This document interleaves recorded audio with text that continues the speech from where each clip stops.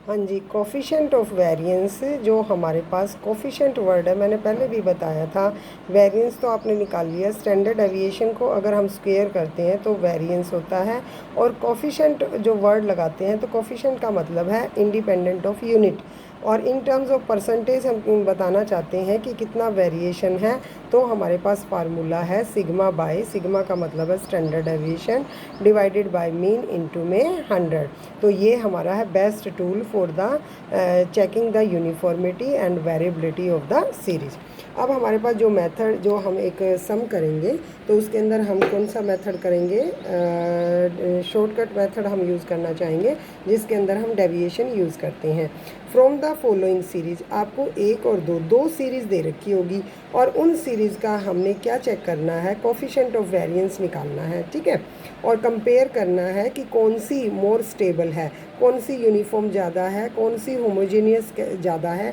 इस तरह से यूनिफॉर्मिटी, वेरिएबिलिटी और स्टेबिलिटी अगर हम चेक करना चाह रहे हैं टू सीरीज़ का, तो हमें क्या करना होता है, कोफिशिएंट ऑफ वेरिएंस निकालना होता है। एक वेरिएबल x है और दूसरा y है। अभी तक आपको जो सीरीज अवेलेबल थी उसमें x और f होता था, बट नहीं, यहाँ पर दोनों इंडिपेंडेंट सीरीज हैं, ठीक है।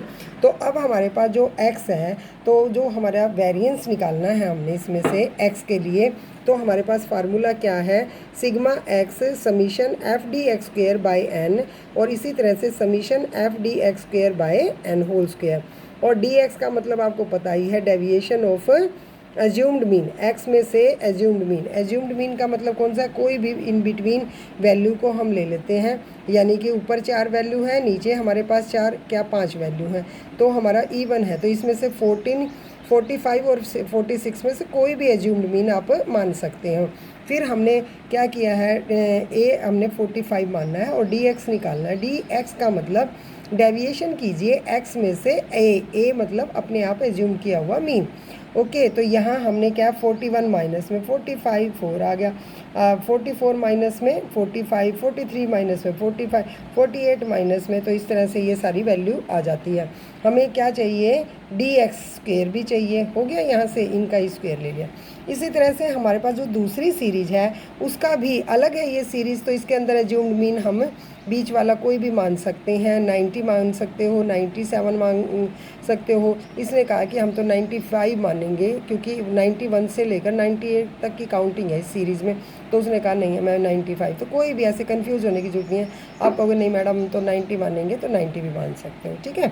तो यहाँ से आपके पास a = 95 जैसे इसने कंसिडर कर लिया, या आप इसको अरेंज करें, अरेंज करके आप 95 बीच में ही आएगा, है ना, तो ठीक है। तो यहाँ कंफ्यूज होने की जरूरत नहीं है, कोई भी आप एज्यूम्ड मीन ले लो। तो 91 में से 95 घटाया, ये घटाया, तो ये डी वाई हो गया। डी वाई, वाई क्यों गया, कि वाई में से एज्यूम्ड मीन हमने घटाया। और यहाँ बी भी लिख सकते हो आप, ताकि आप ए से कंफ्यूज ना करें। और डी वाई को अपने डी वाई स्क्वेयर कर लेना है, इनको सबको स्क्वेयर कर लेना।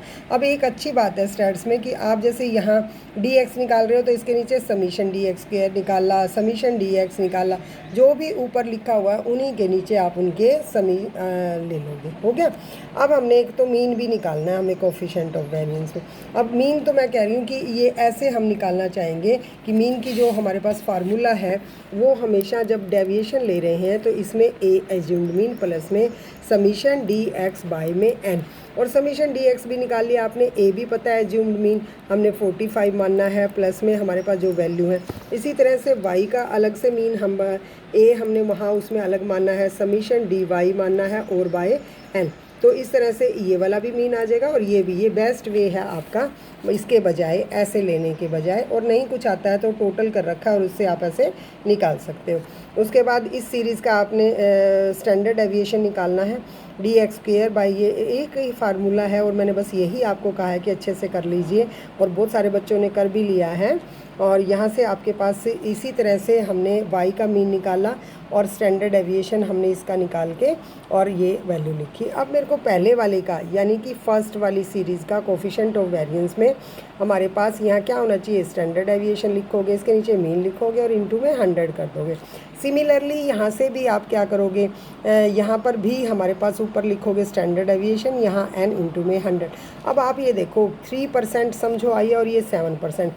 कम वेरिएशन किसका है, ये। तो इसका मतलब बी वाली सीरीज हमारी, अब ये देखो, since the coefficient variation is less in B में, ठीक है, बी का वेरिएशन कम है तो B is more stable in price.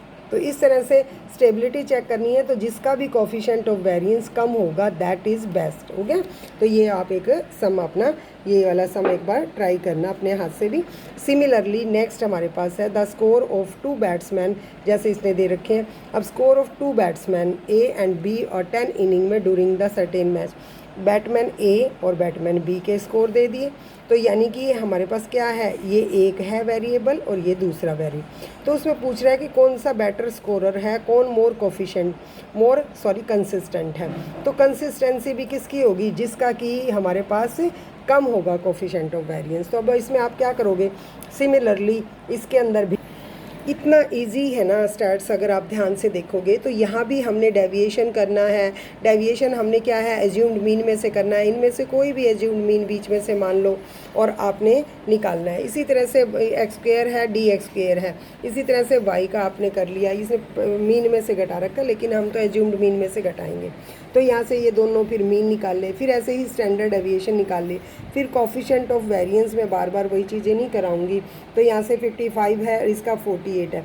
तो अब ये दोनों को कंपेयर करेंगे। जो दूसरा बैट्समैन है उसने 48% लिए हैं और ये वाला जो है इसने 55% कोफिशिएंट ऑफ वेरिएंस है रन बनाने में। तो ये बेटर स्कोरर है क्योंकि कंसिस्टेंटली काम इसने ज़्यादा अच्छे से किया है। So you should try this type of questions in your notebook.